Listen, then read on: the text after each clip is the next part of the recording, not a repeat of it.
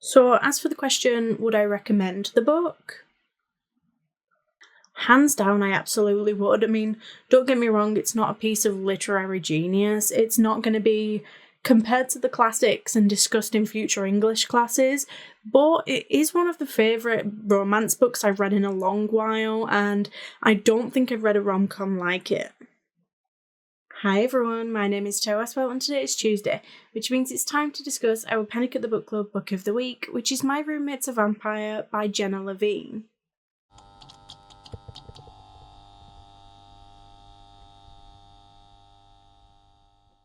If you like romance, fantasy, or even thriller, basically anything fiction book related, then I suggest you head on over to the channel's intro video, where you can find out more information on how you can take part in this online book club. We announce books at least 4 weeks in advance, and we accept your bookish feedback in a wide manner of ways. Post your comment below a video, send in a voice note, or even send me a short video clip of you discussing the book. Alternatively, you can just send me a direct message. 2 strangers, 1 apartment. Will it be love at first bite? Cassie needs to find a new place to live and fast. When she finds an affordable apartment in a beautiful neighbourhood, she knows there must be a catch. Of course, her new roommate, Frederick, is far from normal. He sleeps all day, he's out all night on business, and he talks like he's just walked out of a Regency romance novel. He also leaves Casey heart-melting notes around the apartment, always asks her about her day, and doesn't look half bad shirtless. There's no denying that there's a spark between them, but there's also a secret. With true love at stake, will Frederick come clean? This is a spoiler-free part, where first we'll discuss any spoiler-free points before moving on to a clearly marked section of the video which will contain spoilers and more specifics about the book. As usual, let's start with those chapter lengths. I'd say that they were anywhere between the 10 and 20 page mark, with maybe an odd few going a little over. However, it was so quick and easy to read that it didn't really seem to matter all that much. I do think my issue with long chapters tends to be more with books that are effort to read, unless they're super long. However, these ones felt quite reasonable. As I said, it wasn't a particularly difficult read, so I did find myself flying through them. I think if I had a day available where I could have just sat and read for most of it, I probably could have read this one in one sitting. I don't know why I always start with chapter lengths. I mean, I don't get why it's so important to me. Maybe it's not something that you guys care about, but I honestly think it's quite a big deciding factor on whether or not I'm going to enjoy a book. Anyhow, 10 to 20 pages is kind of the ideal for any book, so that's a positive. I went into this book pretty blindly. I mean, as blindly as I could, because the title kind of says it all. You know, her roommate's a vampire. I wasn't, however, expecting to enjoy it nearly as much as I did. I mean, it got to a certain point in the book where I actually found myself laughing out loud, and I mean, I'm not exactly the most expressive reader. I don't usually react out loud, so that's saying quite a lot.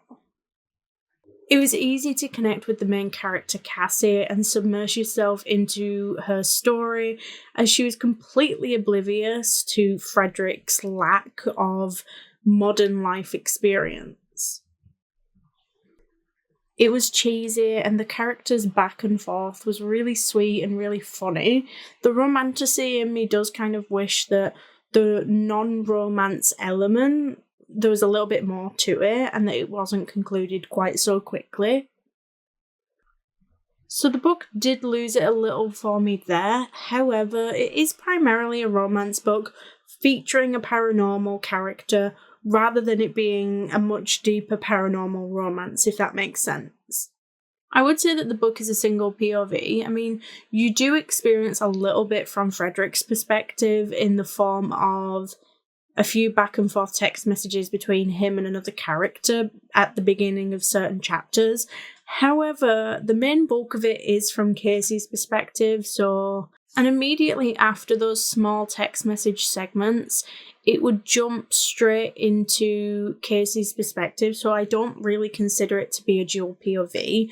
But I do think that the small amount of insight that we do get from Frederick worked really well. I think if I was to compare this to any other book, I don't think it would be anything like Bride by Ali Hazelwood, although that is also a paranormal romance. I think it has a slightly more fantasy paranormal element to it, whereas My Roommate is a Vampire feels a lot more romance reader friendly. I just think that it fits more in line with something like The Pumpkin Spice Cafe or Done and Dusted, or maybe even The X Talk. It's just that the potential love interest just so happens to be a vampire. Now moving on to that part of the video where I suggest if you haven't read this book yet, go do that first, because beyond this point there'll definitely be spoilers.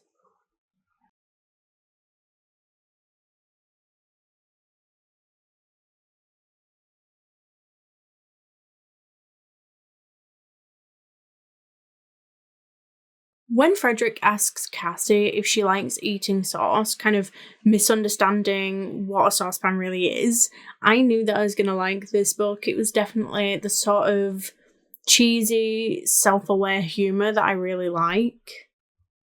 Frederick's cluelessness was like something straight out of one of the cheesy, vampire films or TV shows that we all know and love, like Dark Shadows, whereas I just also really liked Cassie as the main character as well as their connection.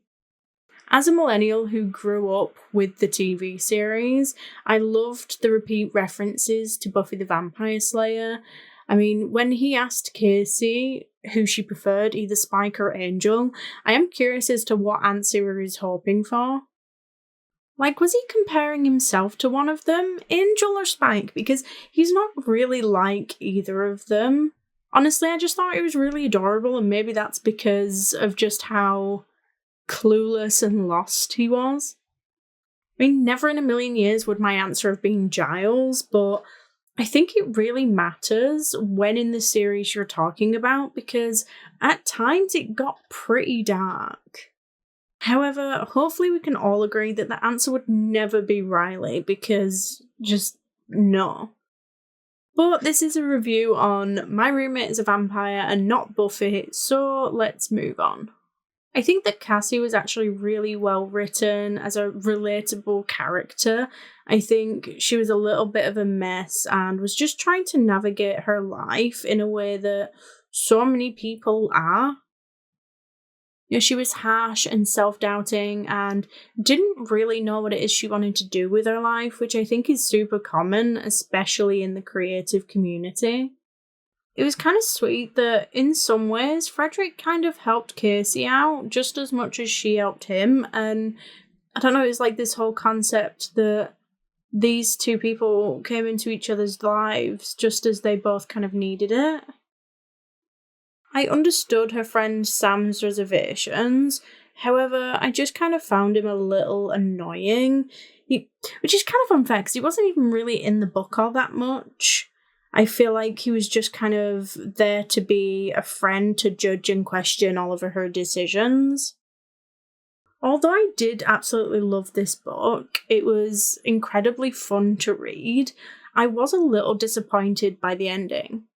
Sometimes when you're reading a book and you're nearing the end, like things are going a little too well, but you have 60 pages or so left, you know that something's going to go wrong. Well, I got the exact opposite feeling of this book. Like, shit kind of hit the fan, but then there was such a little amount left of the book that I knew that I was going to be a little disappointed with how quickly everything was resolved. Like, Frederick kind of got kidnapped, and then all Casey had to do was threaten to out the vampires, and that was it. Problem solved. I get that vampires are meant to be a little bit clueless, but I feel like Casey's bluff was accepted way too easily, and it was barely even a problem, just a blip in their love story. Which is why I feel like it's definitely more of a romance instead of comparing it to other paranormal fantasy romances. so I can forgive it. However, I was just rooting for a little bit more of that story. So as for the question, would I recommend the book?